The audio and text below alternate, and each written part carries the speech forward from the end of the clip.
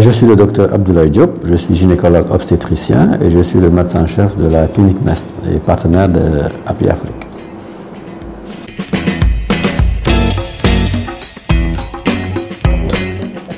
Les pertes blanches, c'est l'émission de petites substances un peu blanchâtres au niveau du vagin de la femme. Il faut savoir que les pertes blanches, c'est un phénomène normal. Une femme, à partir de la puberté, et même avant la puberté, une fillette, peut ou doit avoir des pertes blanches.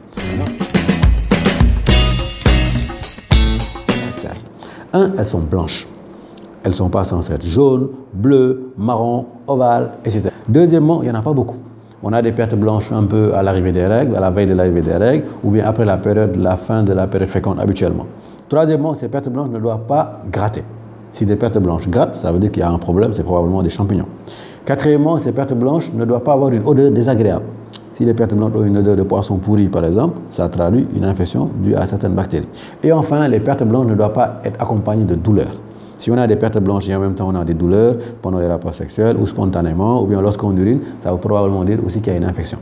Donc si un seul de ces 5 caractères, la couleur autre que blanche, les pertes blanches qui sont trop abondantes, au moins carrément, parfois on a l'impression de couler, littéralement.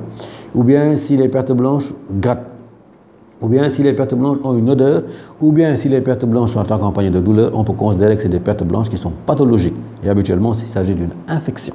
Dans ce cas, il faut aller chez le médecin, le gynécologue ou la sage-femme, et il va examiner la couleur des pertes blanches, la consistance, l'odeur, etc. Il pourra vous dire de quelle infection il s'agit.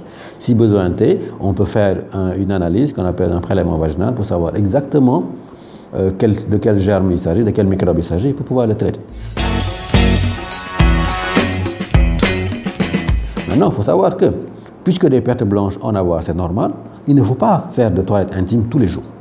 Parce que si on fait des toilettes intimes tous les jours, on augmente le nombre de pertes blanches. Et on se retrouve à avoir des pertes blanches qui ne sont pas normales, qui sont pathologiques. Les bains intimes, la toilette intime se fait à raison d'une fois par semaine.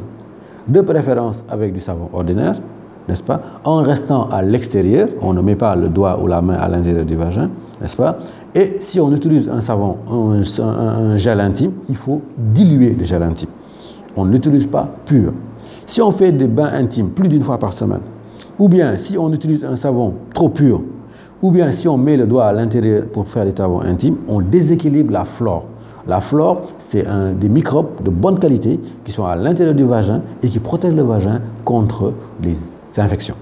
Et le fait de faire trop de bains intimes va déséquilibrer cette flore. Je donne toujours l'exemple des lingères, des femmes qui font le linge, n'est-ce pas? Elles ont toujours la main, elles ont toujours les mains dans le savon.